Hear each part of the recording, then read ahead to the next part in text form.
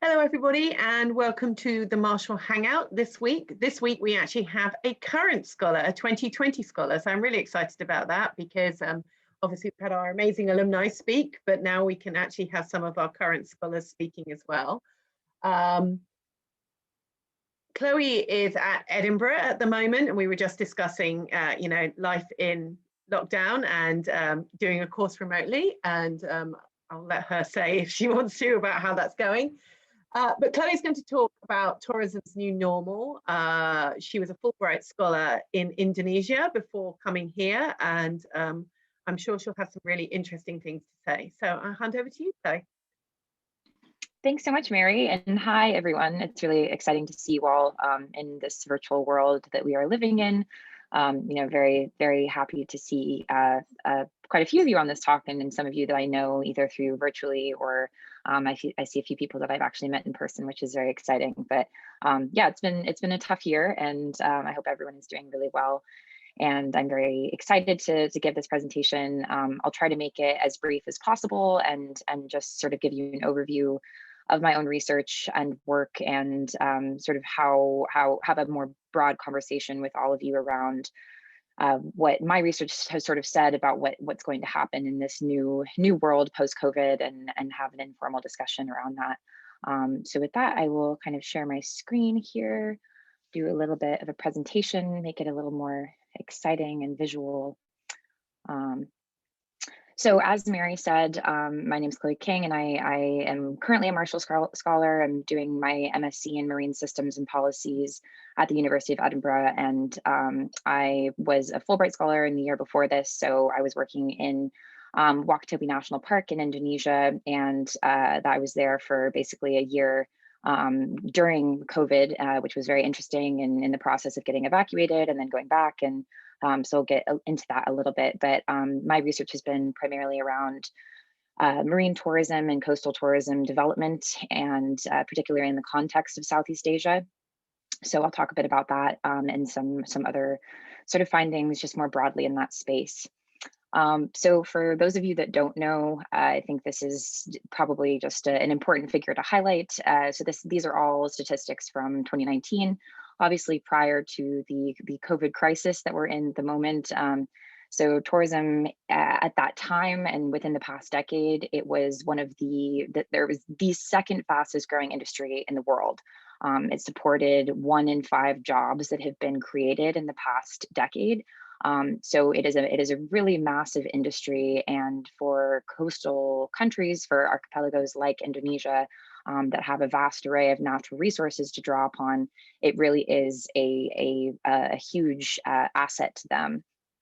And as I'm sure many of you have seen, experienced, heard, read, tourism also supports some pretty dire and catastrophic consequences in many destinations around the world, from the really crowded beach destinations of your different island countries to some really horrible wildlife tourism practices that I personally have seen in my work in Southeast Asia. And so I think this time and this pause in tourism in a global industry, it really represents something new and something interesting for us to think about and discuss. But for me, in my own work, as both a researcher and a sustainable tourism consultant, which I'll talk a bit more about later, I also really believe in the transformative power of tourism. I think it is something that is incredibly undervalued in a lot of cases for promoting conservation, particularly within marine conservation spaces.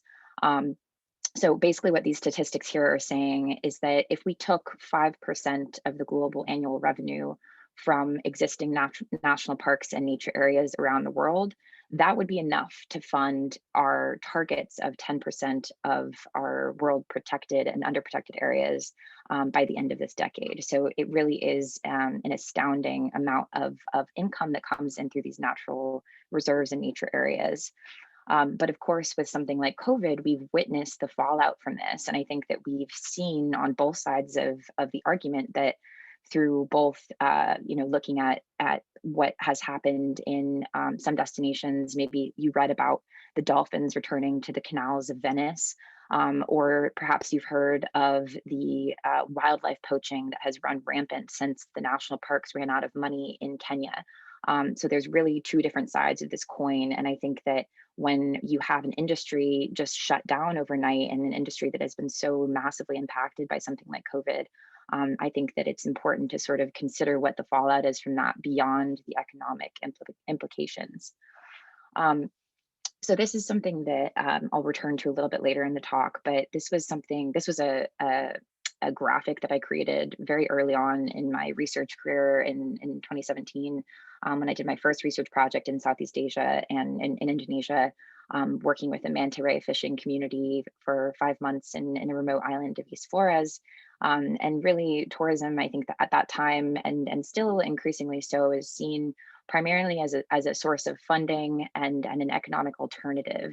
It really is seen through that strictly financial lens, whether it's mass tourism or this more sort of niche ecotourism, community-based tourism that we see proliferating today. And so I'll return to that in a little while, but just to discuss a bit about what I do as well through my work. I work part-time, or I've worked now for a year and a half with a company called Solomar International as a sustainable tourism consulting company. And I work part-time now during my master's as a project manager. And so these are some of the strategies that we employ in driving conservation through that mode of tourism. And I think it's just really interesting being in this space and witnessing what's happening, because tourism is both an academic practice and it is also a policy implementation. And I think that it's very interesting to watch and sort of bridge that nexus and go between those spaces and see how this conversation is changing. In my own research, I've been very concerned with the notions of resilience. So looking at what we call socio-ecological resilience, so which is seen as a very important concept in the face of COVID and climate change, which is really just the ability to withstand external shocks. But we've been in the literature, I think people are starting to pay more attention to what and for whom are we trying to promote resilience, and this notion of resilience can really not be divided from its political connotations. Resilience is an inherently political thing, and it's an inherently political concept, which I think is something important to remember as academics and policy practitioners. And so through my own research, I've used this political ecology lens in a lot of the work that I've done. So really thinking about how these concepts in environmentalism, in conservation, and in tourism as well have evolved, and looking at the arc of history and the power relations within that. So political ecology is explicitly concerned with these relations of power in environmental decision making. Solving these problems is not as simple as just you see a problem and here's a solution. But it really comes through that reimagining of the world and our relationship to it. I love Bruno Latour. If anyone knows him, he's a really famous environmental thinker, and he sort of advocates for creating a world that really is more of a political ecology than a system of production, which is something that I'll return to a bit later. So just to talk briefly about my own research in Southeast Asia. So it's been really primarily in Indonesia and also in Timor-Leste, where I was a Projects for Peace fellow in 2019 now. So really all of these sites have been primarily concerned in looking at how is tourism driving conservation in these areas, and what can we do to make sure that it is a sustainable practice. So from Atoro, where I'm currently working through the company that I work for now to develop a tourism association on the island to ensure that community-based tourism, and it is the community that is driving the development of tourism, to places like Raja Ampat, where the majority of this extremely marine biodiverse area was a former shark finning camp, and tourism has helped to transform that area into one of the most successful community-based conservation and community-based tourism success stories that I personally know of, through the Raja Ampat Homestay Association, where local communities truly do have control over their local or with the development of tourism in their region. And then Wakatobi National Park, which is where I was this past year in as a Fulbright scholar, and where I was doing research, basically looking at how 3 different tourism operators, so a very high-end operator, Wakatobi Dive Resort, a sort of more research and volunteer-based operator, Operation Wallacea, and then the homestay operators that operated in those in-between spaces on these islands. And really my primary research question was, how are these 3 different sort of niche varieties of tourism actually impacting and affecting the resilience of these surrounding socio-ecological systems? And so something that I think has been a focus of my research, and something that I think a lot of people are using more and more as we think about what is the future of tourism, is moving into this concept of destination capitals, which was coined by Richard or Robert Sharpley. Sorry, I forget the first name. In one of his very long book on tourism, which is really excellent read. And he sort of describes how tourism is itself a inherently capitalistic endeavor. It cannot be devoid from these notions of capitalism. But for the majority of its history and the majority of its development, that was explicitly concerned with financial capital. But we are starting to see these notions of destination capitals as something that are really going beyond this notion of just financial gains and just this endless cycle of consumption and increasing growth. And this notion of destination capitals really allows the object of sustainability and the objective of conservation to be held among these local communities, and for them to decide, this is the type of capital that we want to develop beyond just the notions of financial growth.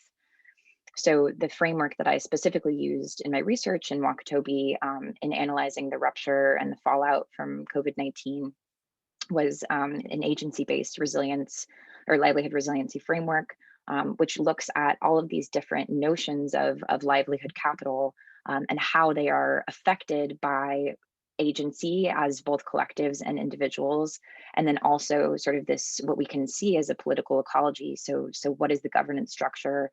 What is the development discourse? And then how has all of this together worked to either withstand or become altered under an impact such as COVID?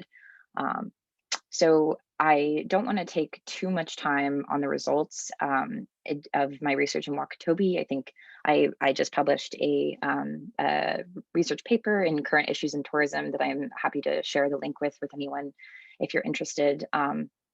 So I'll just kind of very quickly sort of talk about the sort of major findings that I had from this study, which was, the governance structure in Indonesia, I think, is extremely interesting.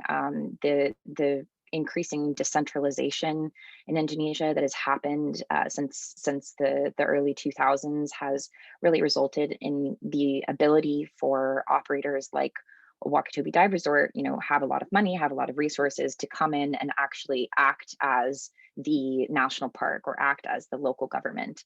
And I think that has been hugely influential in how some of these conservation narratives have been shaped. And then the development discourse, I think, really underscores that, in that the government from Jakarta has, a few years ago, they proposed what they called the 10 new Bali's development strategy, which if anyone has been to Bali, that should be something that might be slightly alarming to hear. Bali is a beautiful, beautiful island and is incredibly diverse and has many areas that are still very managed well and have that sustainable tourism development focus, but a majority of the island is increasingly overrun with mass tourism, with resort development, and the government sees this as a strategy for developing tourism across the country, really, in focusing on that high-end exclusive type tourism. So in terms of the individual sort of research focuses in my own time living here and working here. So for this one, the Wakatobi Dive Resort, which was the high-end exclusive operator, they are a resort that they have a private airstrip on this island that is extremely difficult to access, typically takes 1 to 2 days to get there via boat, train, another boat. So is very challenging to access, but their guests can take a private flight directly from Bali to go there. They are essentially siloed within this resort. They don't necessarily leave or ever interact with the community. Guests are paying $500 to $1,000 a night to stay there. And they have employed something quite unique to this region, which they termed a reef leasing scheme. So they essentially pay all 17 villages around the island anywhere from $500 to $1,000 a month in order to not fish on the reefs. So to keep off of the reefs, to not use destructive fishing practices. And so as a result, these notions of financial, physical, and natural capital have increased significantly, but to the benefit of very few people, in that the local fishermen are then excluded from that natural capital. The financial resources are accrued among the local political elite, and the physical capital that in the terms of boats and harbors and homestays and things that have been built are for the exclusive access of this resort and its tourists as well. So, and this is something else about this resort is that, they've been there for quite a long time and 25 years now, and they have not trained any local dive guides. And I got into this industry by working as a dive guide in Indonesia. And it was very, very rare, especially now, to hear of a resort that doesn't actually train any locals to become dive guides. And so I think that was something that came out in a lot of the interviews that I did, and a lot of the main focus group discussions were centered around that lack of human development and human capital development. And to talk briefly about the other operators, so Operation Wallacea, some of you may have heard of them before. They're a volunteer and research tourism organization that they operate in, I want to say, maybe close to a dozen sites around the world at this point. But in Indonesia, they had a private sort of area on a small island called Hoga, and they were better about distributing the financial and physical capital among the local population. So local families from the neighboring island actually built and owned individual homestays that the researchers and volunteers then used and rented. So it wasn't actually owned or built by Operation Wallacea. And then, so as a result, I think that was a much better distribution of that capital. And then human and social capital also improved significantly in the early years, with a lot of training programs, a lot of education programs, but fell off quite later in the game. But something interesting that I think we can probably talk about in our discussion is that natural capital here was nowhere near the prosperity and the diversity as it was on the neighboring island that Wakatobi Dive Resort was on, because they did not have the financial capital to patrol the waters. So it wasn't as highly enforced. It wasn't as easy to enforce as well in this area. So the reefs were much more degraded. So that's just something sort of interesting within these different models of tourism. There's a lot of trade-offs here always. And then with the local homestay operators, I don't really have too much time to get into this, so I will just kind of briefly touch on the fact that within both of these islands in Wakatobi National Park, there are settlements of the people by the name of Bajau Laut, which are essentially nomadic sea tribes that have lived on houseboats for generations and generations, and have recently settled not on the land, because they're not allowed to settle on the land, but above the water, and have built these communities here on top of the water in different villages. And the populations here are incredibly marginalized and don't have access to a lot of the same education and health and employment opportunities that Indonesians have. And so these were really more the object of attention for a lot of these resorts and tourists that came in here, versus being actually integrated into the tourism planning and development. And so in a lot of the interviews that I did with the community and the elders of the community, this was a point that they expressed quite often. So just to say that briefly, and if you want more details on the capital development here, then I can send you the paper after. But this is sort of the interesting part that I wanted to dive into. I think that as we're again thinking about what is this post-COVID world going to look like, I think all tourism scholars and practitioners are very, very concerned with this question. And I think that it's leading us to come back to this notion of tourism as this capitalistic endeavor. Are we creating a society, and are we creating a capitalist society that is valuing nature in a particular way, and that it is only providing the basis of our financial system? Is tourism doing the same thing in its methods? And I think that as we think about what the future of tourism might look like, I think there's a lot of really interesting research looking into alternative tourism economies. So what does it look like when an economic system develops around something that isn't just based around money? And so I think what a lot of people are considering and proposing as well is that if we believe that the system is broken, and I think that in a lot of cases it really is, because you've witnessed this fallout from tourism shutting down overnight, and in certain places that are so heavily dependent upon that industry, they've been extremely damaged economically from it.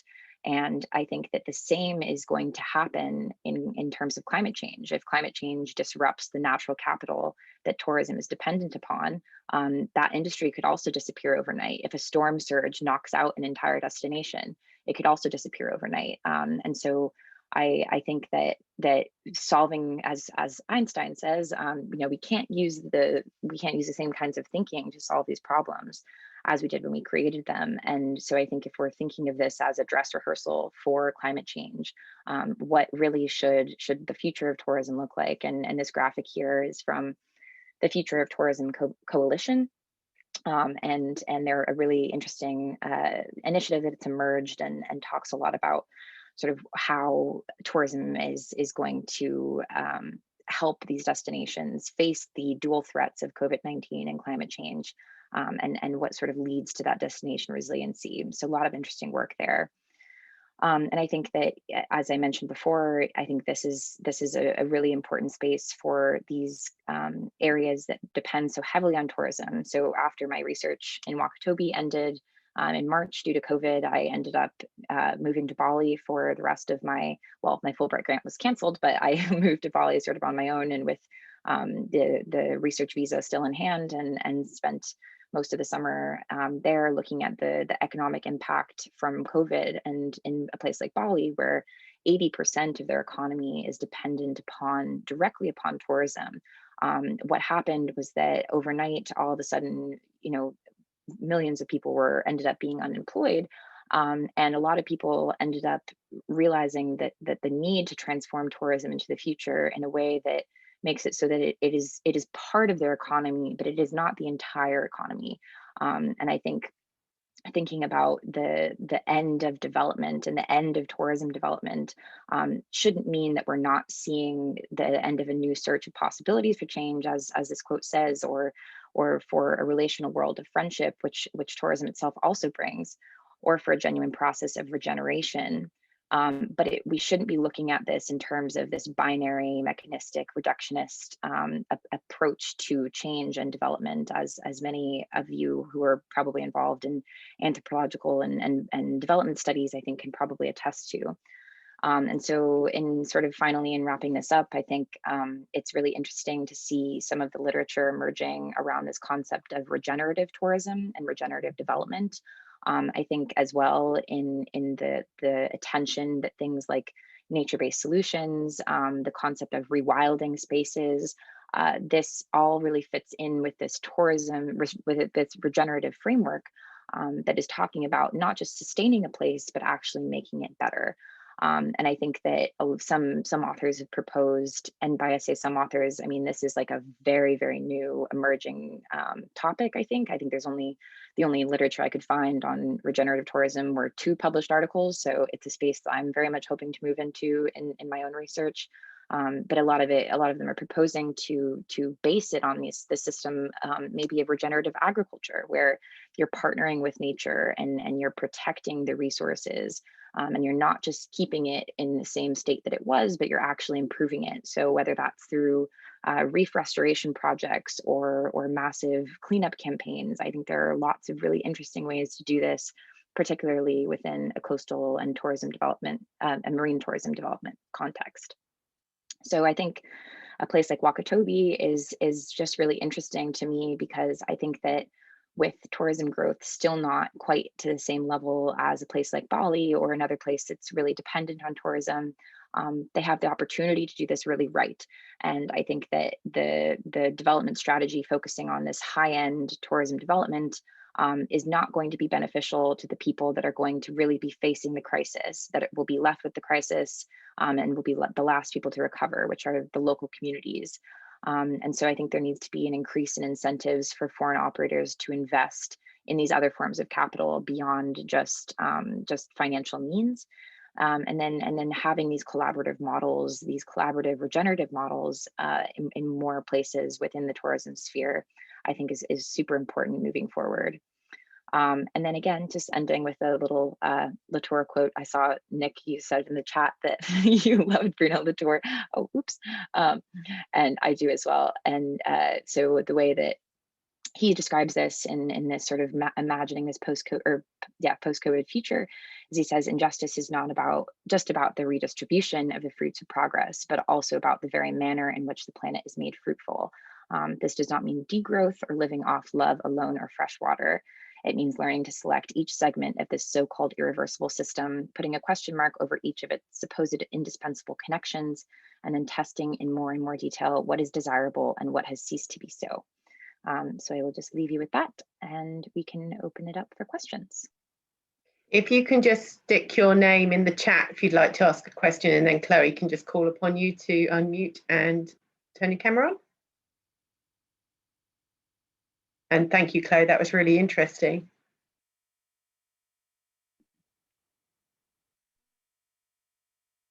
Or maybe I'll start with a question.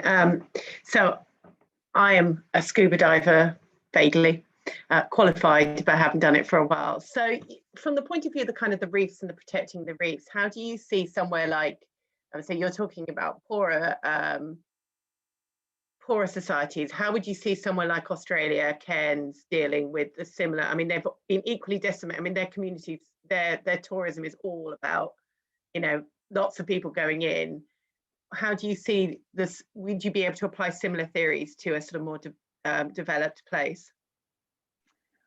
Yeah, I definitely think so. And I think that it's and probably less so about the state of development or the destination location, and more about how dependent is your tourism operation on the natural capital around you. So for any dive operator, the health of the coral reef ecosystems and the health of their business is one and the same. So I think that I really like this concept of regenerative tourism and this shift towards this, because I think that it's putting the onus on those businesses for protecting and restoring those destinations. So if you think about something like cruise ship tourism, which has been massively destructive in so many places, but I think when you think about something like that where they don't even have to pay to build the ports that they end up coming into, and then the tourists end up staying on their cruise ship, they go off, maybe they see and buy a few things, and then they come back. But I think that it is that same sort of framework of, you should be placing that emphasis on the tourism business for improving the health of those ecosystems. And so I think that can be applied anywhere in the world that a tourism business operates. Brilliant. Patrick. Hey, Hi, Patrick. hey, hello. Sorry if I missed part of this in your talk. My Wi-Fi unfortunately cut out, but Mary, I think actually touched upon this already, but I'm also a fellow scuba diver, as I'm sure you know. But what's the nature of the interaction between these different operators, and especially with competition between certain dive operators, especially in tourism heavy areas? What incentive do they have necessarily to promote ecotourism and focus on environmental protection? Because just from my personal experience, it seems like some operators in these areas just mostly focus on competing with each other and trying to generate revenue. And it kind of seems like as a result, they don't really seem to focus on the environment anymore. Yeah, I think that's a super important question. And yeah, I mean, I could have spent another 30 minutes in the presentation talking about the dynamics between all these different operators.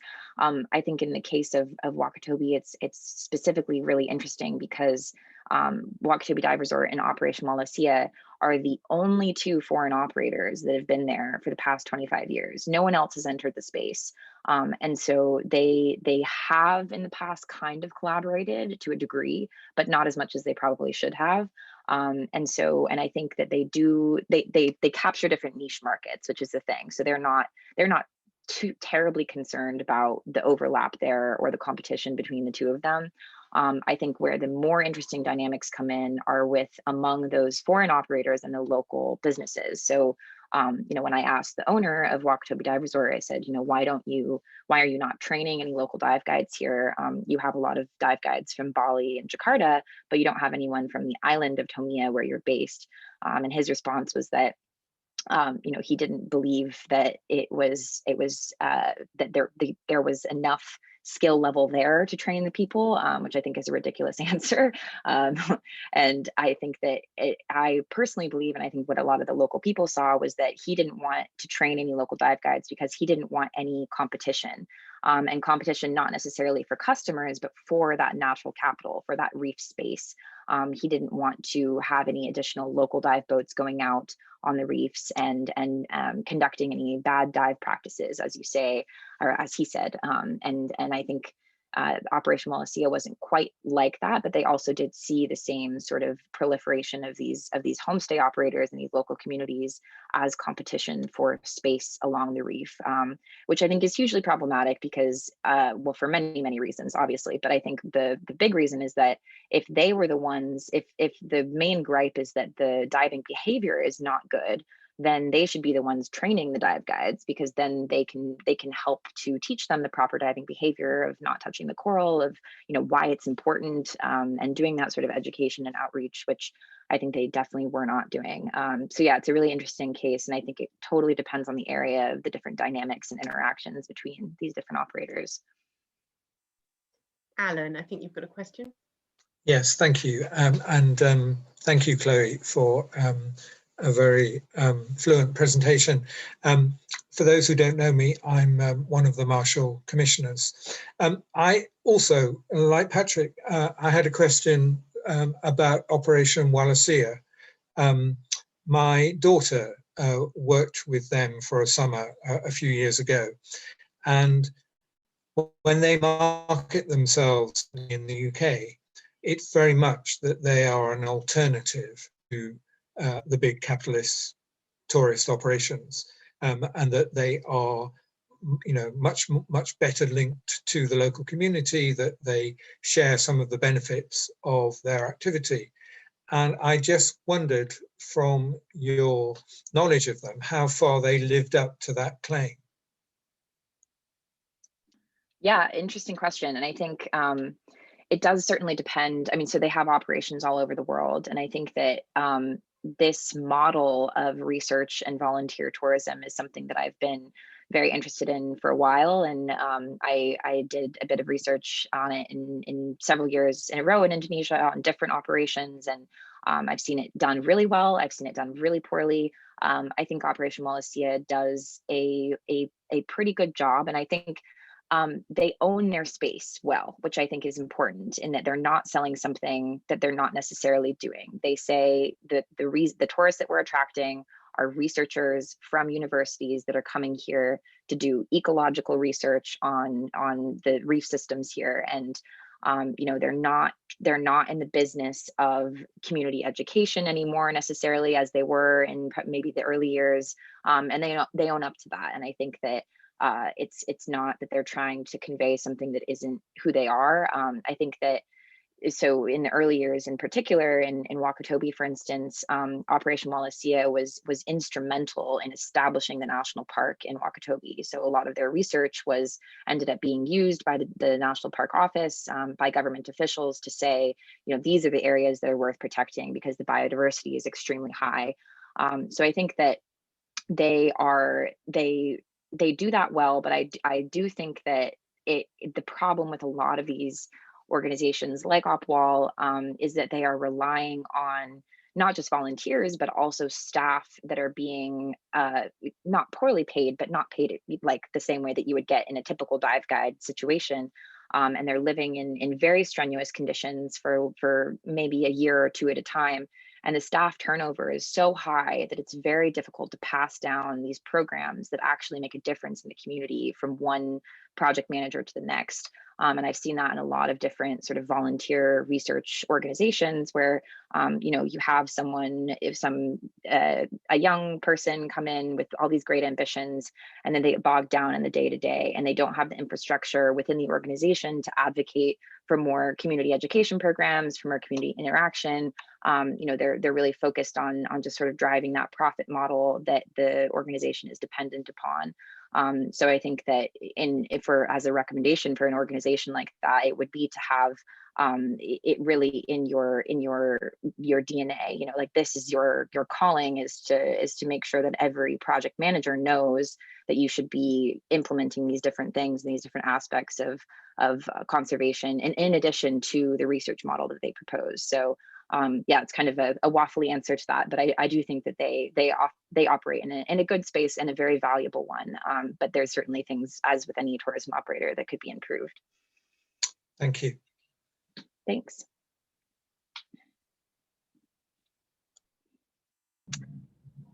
Nicholas, if you want to unmute. Yeah, no, Chloe, it's always great to see you. I hope you had a good trip back to Scotland. Yeah, good to see you. Yeah, well, and it's funny because I know, like, one of our first conversations is actually about tourism, and a lot of, I actually was just reading a proposal on developing a tourist project in Western Sahara, which is often compared to East Timor sociopolitically, and it's currently the Moroccan government is developing a tourism project in the city Boujdour, which is it's a politically contested area. Like East Timor was under Indonesian sovereignty. So I was just curious, like, it's not directly relevant to the socio-ecological lens, so feel free to kind of dodge this question. But I was just curious about doing kind of ground level work in East Timor, which not long ago was a contested political space.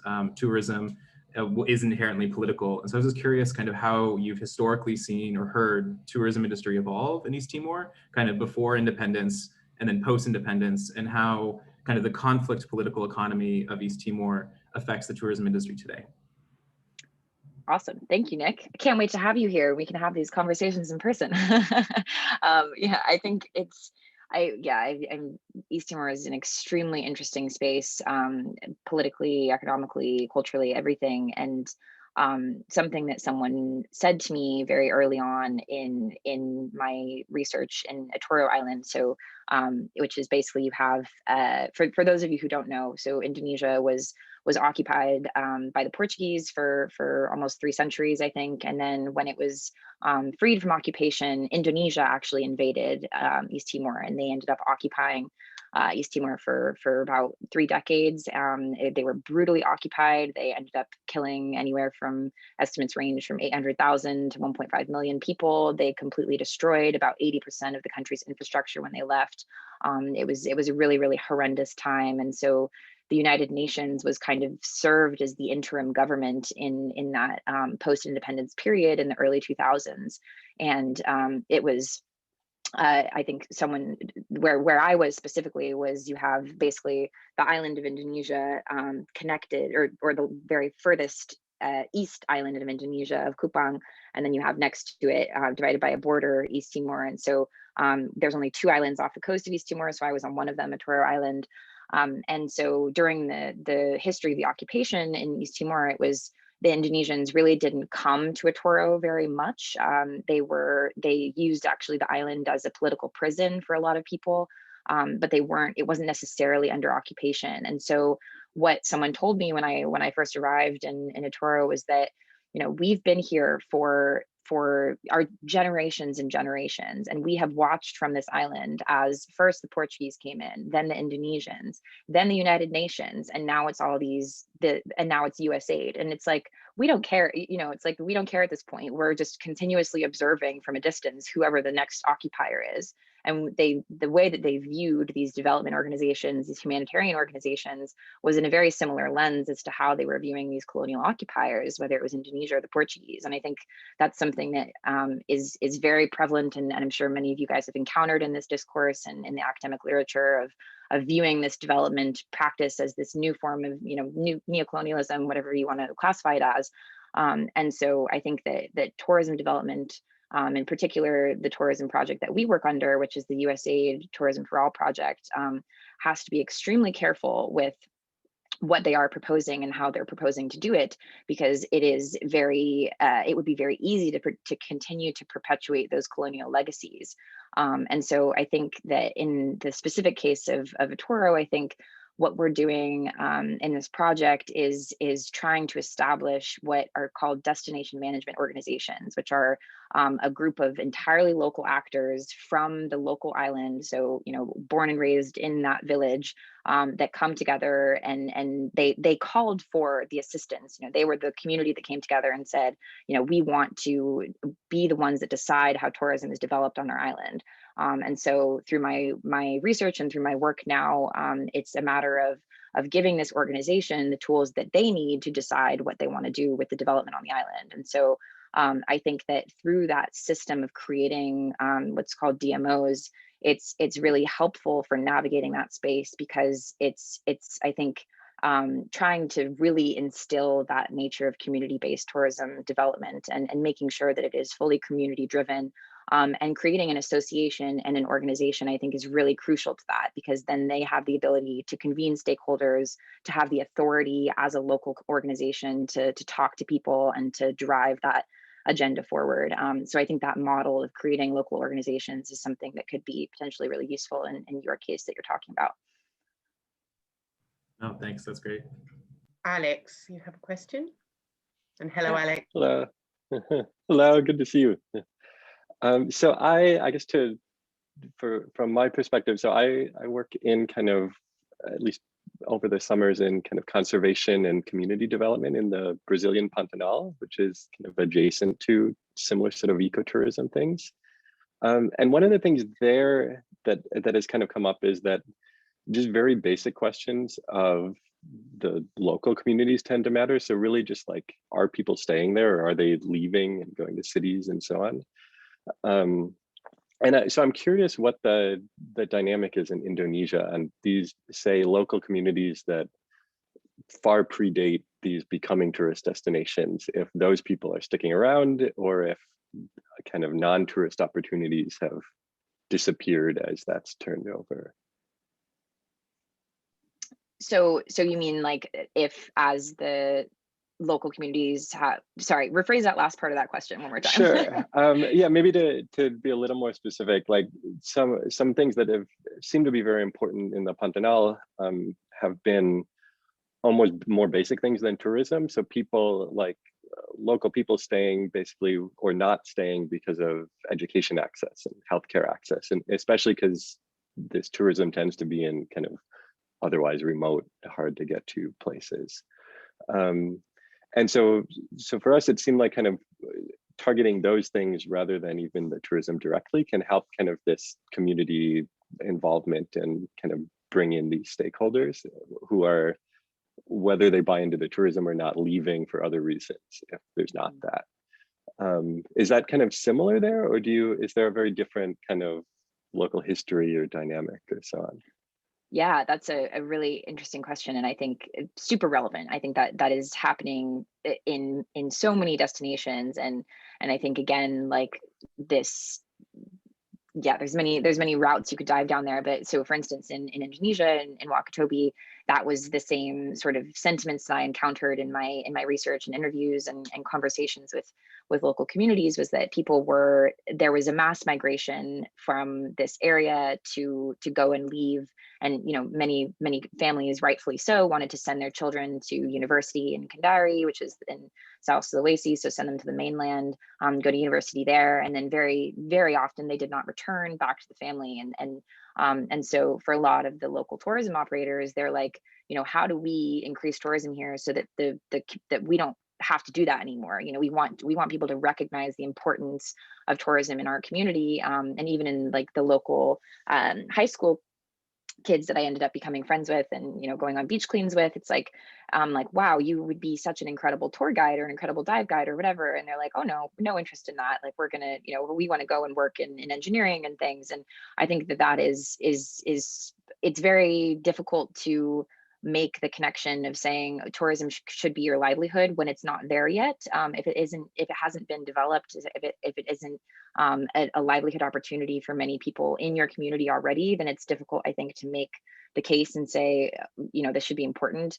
But as you said, how you're like, okay, so should we focus on developing other things? I think that something really interesting emerging in this post-COVID tourism space is that tourism should be part of this economy. It should not be the whole economy. And so I think in a lot of the work that as tourism development specialists that my company does is looking at that development process more holistically and saying, so if you are developing the healthcare infrastructure of the community, if you are developing these different aspects, then that in turn also can help develop tourism. And I think particularly in regards to health, it's very interesting to see what are people concerned with in this post-COVID world. And it's probably going to be, are there sanitation facilities? Are there hospitals nearby?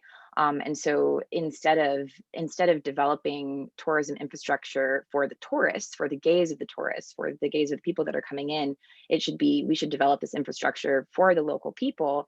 And then in turn, the tourists, whether they're there or not, can use them. And so I think that that's a really nice way to kind of maybe frame it in terms of you are developing tourism, but you're not doing it for the tourists themselves. You're doing it for the community first, and then tourism will follow, I guess, if that makes sense.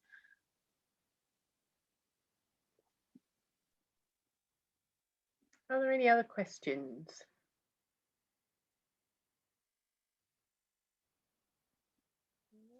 Okay, well, Chloe, that was really, really fascinating and really interesting. And I having thought about the places that I visited, it sort of really puts a perspective on it and the kind of things that you don't necessarily think about, especially maybe even as scuba divers, you don't always think about, where you're going and who's running it and who are the locals, who are the people that are actually doing these tours. So thank you very much. The next week, we're staying on a environmental theme. Next week, we have a 2003 Marshall Scholar who is currently a professor at West Point and has served and has now left the US military, but is also now was and is an engineer throughout his career. And he's going to do something on a feasible and responsible pathway to making the transportation sector sustainable. So I think it all ties in with everything that Chloe's just said as well, because we have to get to the islands in order to be able to go and visit them and do that environmentally friendly. So please come back next week and thank you to everybody that's joined us. And again, Chloe, thank you so much. It was really, really fantastic. Thank you so much. Thank you all for joining. I really appreciate you taking the time. So hopefully chat about it offline as well. So feel free to reach out.